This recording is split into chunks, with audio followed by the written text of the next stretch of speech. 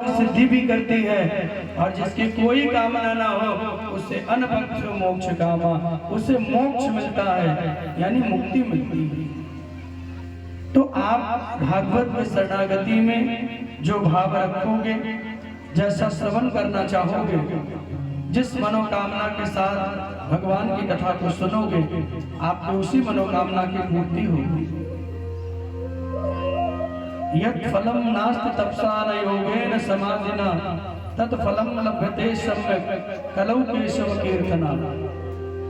जो फल और युगों में, सतयुग में, त्रेता में, द्वापर में, अगर हम लोग कलयुग में ना होते मैया, मान लो कि हम लोग सतयुग में पैदा हुए होते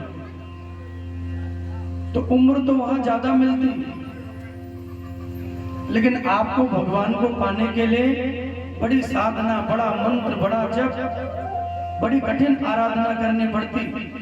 त्रेता में भी उसी प्रकार यज्ञ, आहुति, अनेक प्रकार से सेवा भाव, द्वापर में भी, लेकिन कलयुग में बड़ा सहज और सरल हो गया। कलयुग में भगवान को पाना बड़ा सरल हो गया। कैसे? बोले केवल और केवल नाम जप लीजिए, भगवान निश्चित ही कल्याण कर देंगे। ताली बजा लो। नाम संकीर्तनम यस्य सर्व पाप प्रणाशनम प्रणमो दुख समनस्तम नमामि हरिं परम। और युगों में बड़ी साधना, बड़ी भक्ति, बड़ा कठिन व्रत नियम करना पड़ता था भगवान और उनकी भक्ति को पाने के लिए। लेकिन कलयुग में हम लोग बड़े भाग्यशाली हैं, जो देवताओं को नहीं मिलता भगवान का नाम, वो हमें मिल रहा है। और केवल श्री राधा राधा, सीता राम, राधे श्याम, केवल भगवान का नाम लेते रहिए, बाकी सब कार्य करते रहिए, निश्चित भगवत प्राप्ति हो जाएगी। तो कलयुग में अवगुण भले कितने हों, कलयुग में दोष चाहे लाखों हों, लेकिन कलयुग में एक सबसे सुंदर गुण है, वो है भगवान के नाम से पाप कट जाते हैं। इसीलिए तो कितने लोग यहाँ भले जीवन में पाप बन गया हो, लेकिन जैसे गुरु की संत की शरणागति मिली और ये मार्गदर्शन मिल गया कि अब जीवन में श्रेष्ठ कर्म करना है। और एक बात याद रखिए, जो जीवन भर केवल घर परिवार, मोह, ममता, माया, धन, वैभव इसी में मन लगाते हैं, अंत समय में भगवत नाम उनकी वाणी से उच्चारण नहीं हो पाता। अब इसका अर्थ ये नहीं कि धन नहीं कमाना, परिवार की सेवा नहीं करना। कलयुग में है, गृहस्थ में है तो मोह, माया, ममता, धन, वैभव, परिवार, व्यापार सबकी आवश्यकता है। खूब धन कमाना है, धन नहीं कमाएंगे तो धर्म कहाँ से होगा? धनात् धर्मम। आपका मन हो गया कि हमारे यहाँ में भागवत हो जाए, राम कथा हो जाए। अब मन तो बन गया, लेकिन अगर उतनी व्यवस्था नहीं है, उतना धन नहीं है, तो कैसे होगा?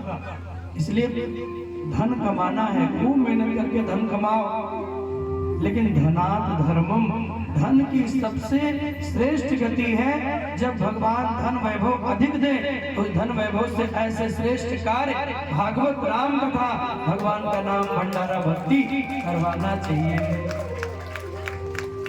इससे धन कम नहीं होता। यहाँ एक से लेके जितना भी लगता है ना, उसकी भरपाई कई गुना भगवान करते हैं। अगर देने वाले को भगवान ना देते ना, तो आज लाखों करोड़ों रुपए का लोग दान नहीं करते। राम मंदिर में देखिए, करोड़ों करोड़ों रुपए लोगों ने दान किया। आपके पटना में देखिए, हनुमान मंदिर में कितना कितना लोग, सोना चांदी, तिरुपति में चले जाइए, लाखों करोड़ों रुपए।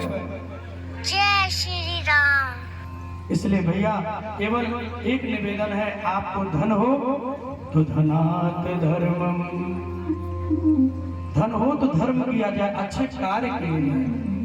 धन अधिक का मतलब ये नहीं कि आप धनवान हो गए तो सबको मारे पीटे दबाएं।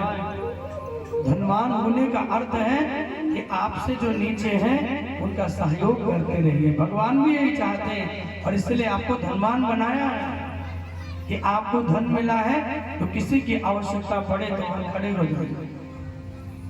यहाँ जितने लोग हैं, आप कहोगे मेरे पास धन नहीं है तो कैसे सेवा करें, बोले कर सकते हो।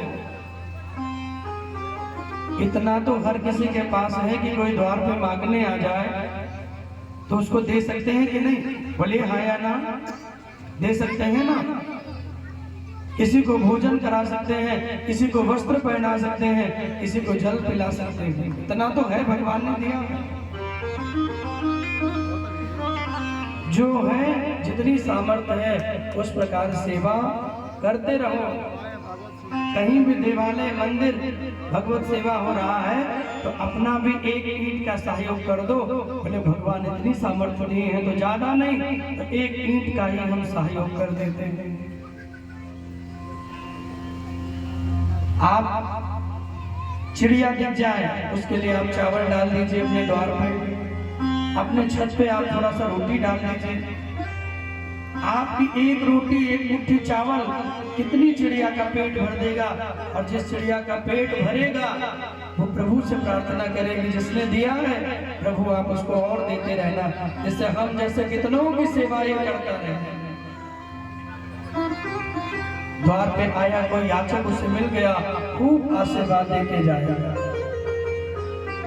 कहीं आपको किसी तालाब में मछली मिल जाए, कछुआ मिल जाए, वहां जाइए, आटे को सान लीजिए, गुड़ मिला लीजिए, मीठा कर लीजिए और वहां जाइए, एक आटे की लोई लेके जाइए, छोटी छोटी गोली बना के उसमें डाल दीजिए। आपको इतना लाभ होगा।